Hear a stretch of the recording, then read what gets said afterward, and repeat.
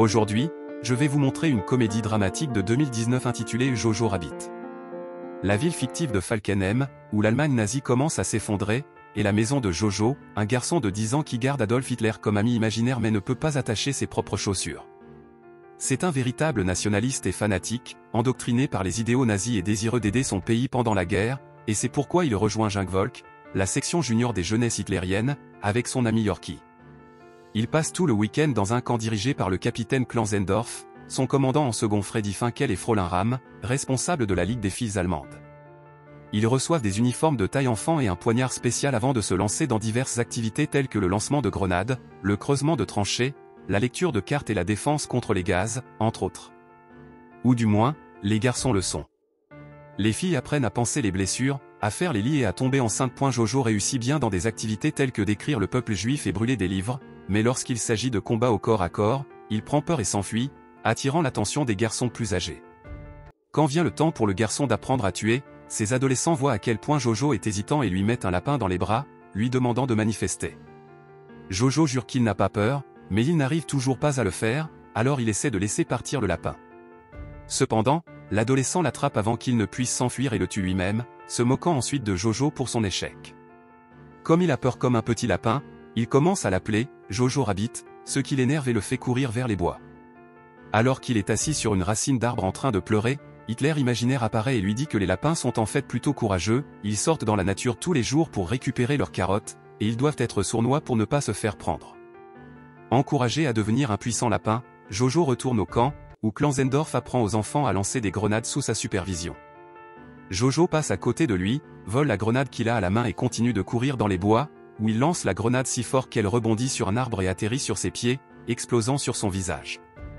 Jojo tombe inconscient, mais il a des souvenirs flous des personnes qui l'ont emmené à l'hôpital et de sa mère Rosie Betzler qui lui a rendu visite.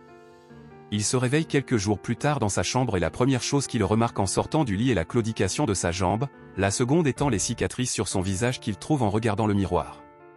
Sa mère vient le voir puis le serrer dans ses bras et lui rappeler qu'il l'a eu même si son père est parti et que sa sœur Inga est décédée. Après lui avoir fait remettre son uniforme, Rosie ramène Jojo au quartier général de Jungvolk, où il trouve Klanzendorf nourrissant maladroitement Finkel. Klanzendorf a déjà été rétrogradé pour négligence, mais Rosie le frappe toujours à l'aine avec son genou et le gifle avec son gant, lui faisant promettre qu'il donnera du travail à Jojo, même si ce n'est pas sur le terrain, et qu'il se sentira inclus. Jojo est chargé de coller des affiches de propagande dans toute la ville et de délivrer des conscriptions, ce qu'il fait avec beaucoup d'enthousiasme. Un après-midi, alors qu'il travaille, il trouve sa mère en train de regarder un groupe de personnes pendues à une potence sur la place publique, et quand Jojo lui demande ce qu'ils ont fait, elle répond ce qu'ils ont pu.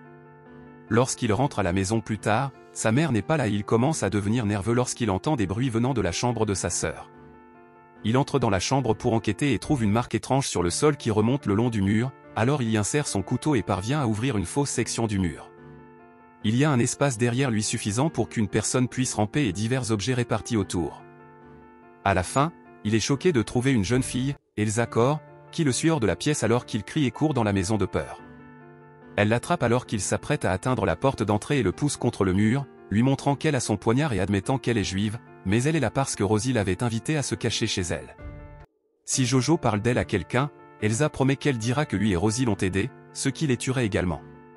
Après être retourné dans sa cachette avec son couteau, Jojo se précipite dans sa chambre et discute de ses options avec Hitler imaginaire. Parvenu à la conclusion qu'il devrait négocier, il attrape un couteau de cuisine et une casserole pour se protéger, puis retourne dans la chambre de sa sœur pour dire à Elsa qu'elle devrait trouver un autre endroit où vivre. Mais il a de nouveau peur lorsqu'elle le surprend par derrière, prend également le couteau de cuisine et le jette hors de la pièce. Jojo discute à nouveau avec Hitler imaginaire, et ils arrivent à la conclusion qu'il devrait faire en sorte qu'Elsa se sente en sécurité pour qu'elle baisse sa garde.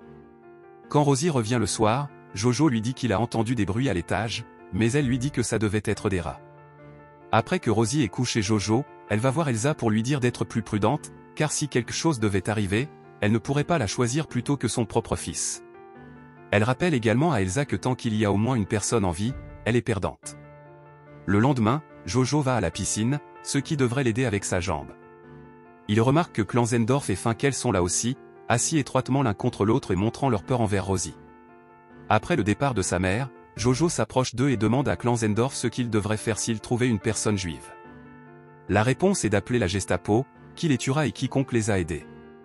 Jojo se demande également comment on peut identifier une personne juive, ce à quoi Klanzendorf répond qu'il ne le sait pas non plus et que quelqu'un devrait écrire un livre à ce sujet. Une fois rentré chez lui, Jojo essaie de parler à nouveau à Elsa.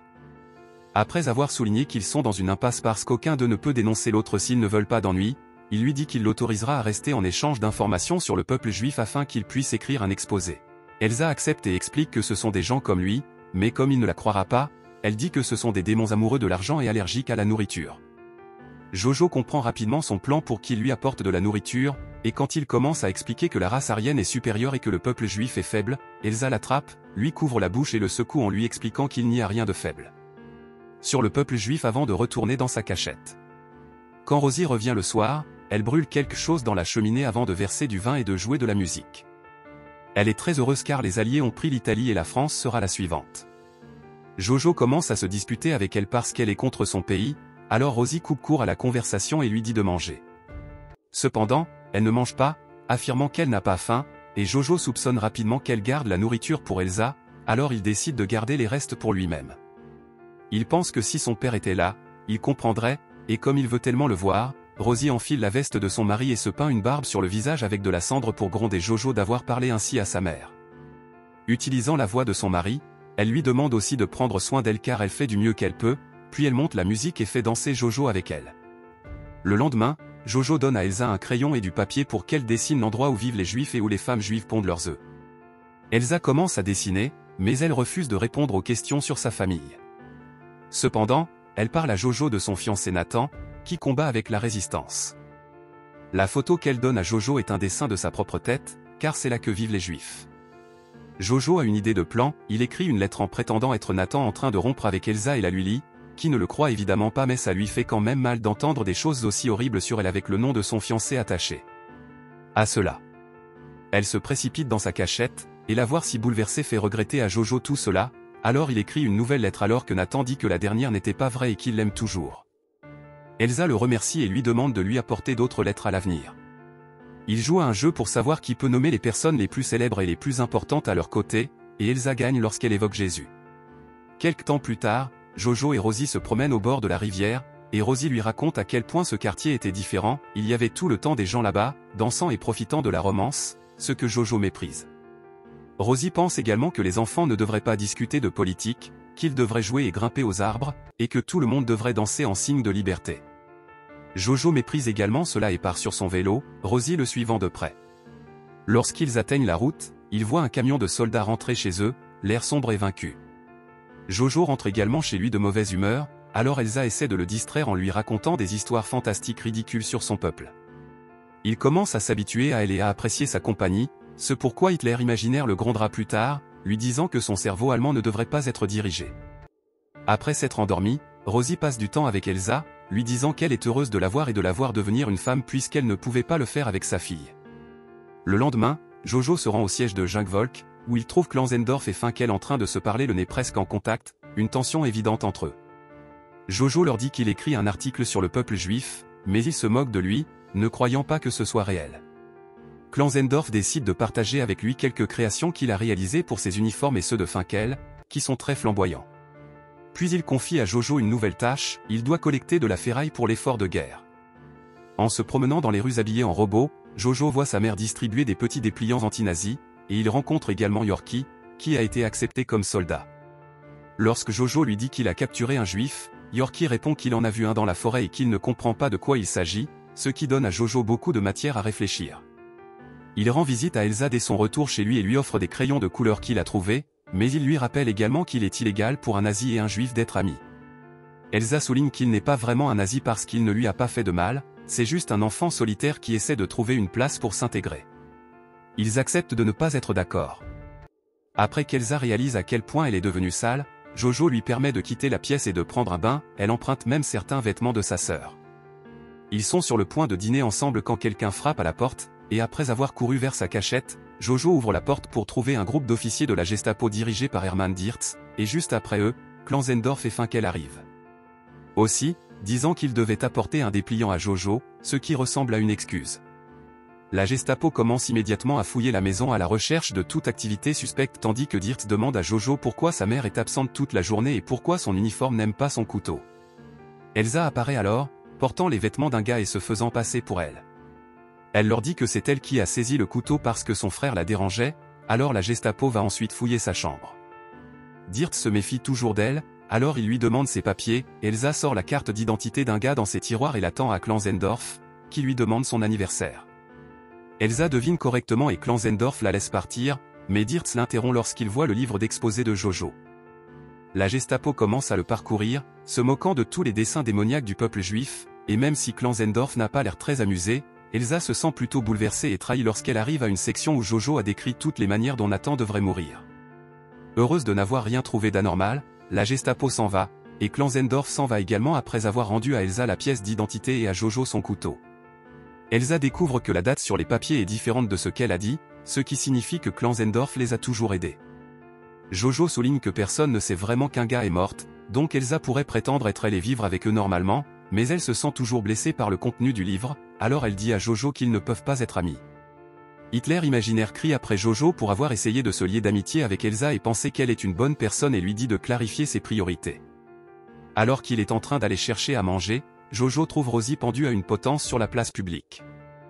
Dévasté, il s'accroche à ses jambes et pleure à chaudes larmes, essayant même d'attacher sa chaussure en vain. Après avoir regardé le corps pendant des heures, il rentre chez lui avec son couteau à la main, accusant Elsa de la mort de Rosie et prêt à la poignarder pour cela. Elle arrête sa main juste à temps et il ne parvient qu'à la gratter. Alors qu'il se remet à pleurer, Elsa a pitié de lui et le réconforte. Elle explique qu'elle a toujours su que Rosie faisait partie de la résistance, même si elle ne connaît pas les détails, et que le père de Jojo se bat également pour la résistance, mais Rosie lui a dit le contraire pour ne pas le contrarier. Elle avoue également que ses parents ont été emmenés dans un camp de concentration, donc ils n'ont que l'autre. Jojo commence à descendre dans les rues pour récupérer de la nourriture dans les poubelles et remarque à quel point la ville est détruite chaque jour. Lui et Elsa commencent une routine ensemble, partageant les repas et appréciant les fausses lettres de Nathan écrites par Jojo.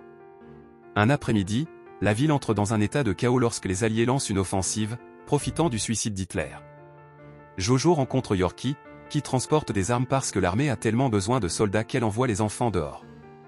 Jojo lui dit que la personne juive qu'il a attrapée est en quelque sorte sa petite amie maintenant et il s'inquiète parce que c'est illégal, mais Yorkie souligne qu'il a rencontré les Russes et les Japonais et qu'ils sont pires que les Juifs. Ram les trouve ensuite, et après avoir envoyé Yorkie avec une arme à feu, elle donne à Jojo une veste d'uniforme pour qu'il ne se fasse pas tirer dessus par accident. Une bombe explose alors dans la zone, et Jojo a le vertige alors qu'il regarde tout le monde se battre, y compris les enfants et les personnes âgées, et même Klanzendorf et Finkel portant leur création flamboyante. Jojo a trop peur pour se battre, alors il se cache dans un bâtiment abandonné jusqu'à ce que ce soit fini. Il sort après que les choses se soient calmées et voit les Américains retirer les drapeaux nazis pour les remplacer par les leurs, célébrant ainsi leur victoire. Les soldats soviétiques s'emparent de tous les nazis qu'ils voient, y compris Dirks et le reste de la Gestapo, et voyant la veste que porte Jojo, ils l'emmènent également. Il retrouve Klanzendorf parmi les autres prisonniers, qui lui dit qu'il est un bon garçon et qu'il devrait prendre soin de sa sœur avant d'enlever sa veste et de lui cracher dessus, le traitant de juif pour que les soldats le lâchent. Jojo ne peut que regarder Klanzendorf être emmené pour être exécuté par un peloton d'exécution. Sur le chemin du retour, Jojo retrouve Yorkie, qui lui dit qu'il ira voir sa mère pour un câlin. Lorsqu'il souligne que la petite amie de Jojo peut être libre maintenant, Jojo est découragé à l'idée du départ d'Elsa et se précipite vers la maison. Il décide de mentir à Elsa et de lui dire que l'Allemagne a gagné la guerre pour qu'elle ne puisse pas partir, mais après avoir parcouru son livre et vu des dessins de sa mère et d'un lapin dans une cage, il fait semblant d'écrire une autre lettre de Nathan et la lit. Lui dit qu'il a un plan pour la faire sortir furtivement de la ville. Puis Elsa avoue enfin que Nathan est mort l'année dernière de la tuberculose, mais elle a trouvé les lettres réconfortantes. Jojo admet qu'il l'aime de façon romantique, mais il sait qu'elle ne l'aime que comme un frère, ce avec quoi elle est d'accord, alors il veut quand même l'aider à s'échapper. Hitler imaginaire est déçu par lui et essaie de le convaincre de changer d'avis, mais Jojo lui tient finalement tête et le jette hors de la maison par la fenêtre. Elsa hésite à sortir, mais Jojo l'encourage jusqu'à ce qu'elle parvienne à franchir la porte. À ce moment-là, une voiture avec le drapeau américain passe, alors Elsa gifle Jojo pour lui avoir menti. Se demandant quoi faire ensuite, ils décident de danser pour célébrer leur liberté.